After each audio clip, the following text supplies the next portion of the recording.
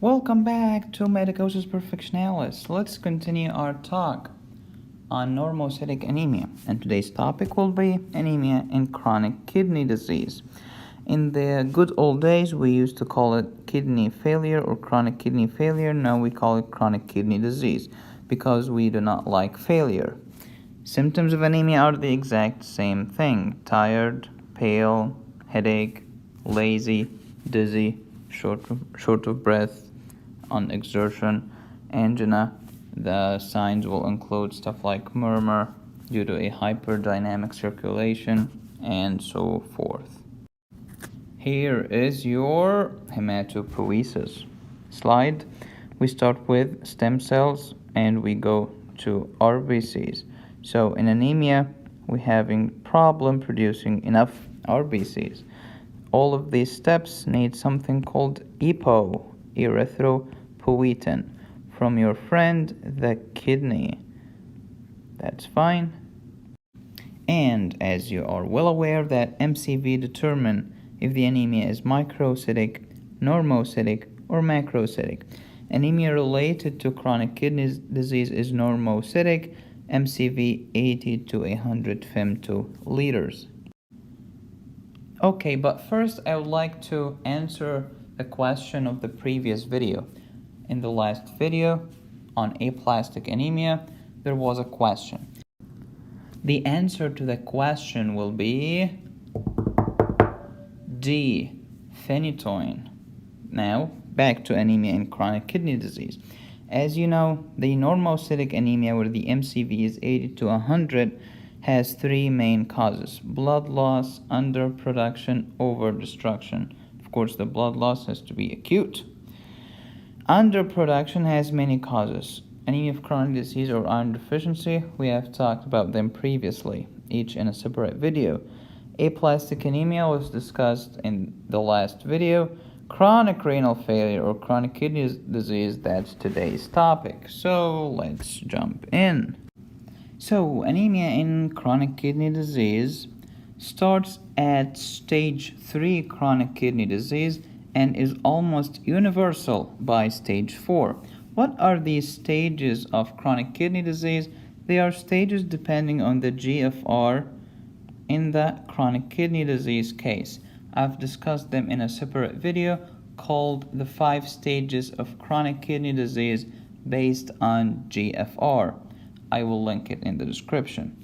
What are the causes of anemia in general in cases of chronic kidney disease? A lot of them: relative EPO deficiency, bleeding problem, chronic inflammation, and the link between anemia of chronic inflammation and chronic kidney disease is discussed in my video on anemia of chronic disease. Pardon me. So anemia of chronic inflammation is the same thing as anemia of chronic disease. We have folate or B12 deficiency, hemoglobinopathies, and immunosuppressive drugs. Okay. How to treat? There is a new thing right now called the recombinant human ESA.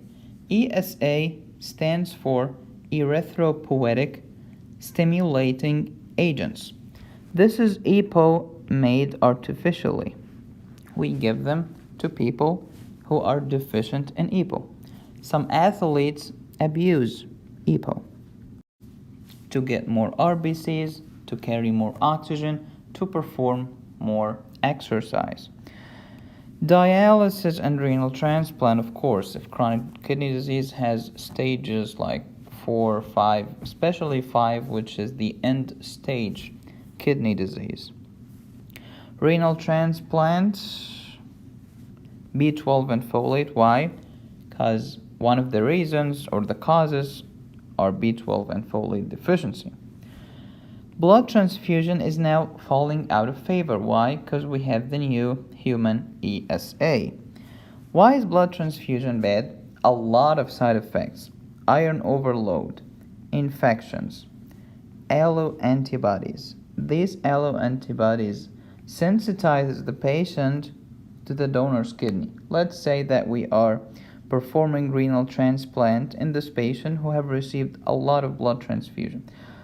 He has a lot of alloantibodies. Alloantibodies, antibodies to other people, but not self. Self will be auto.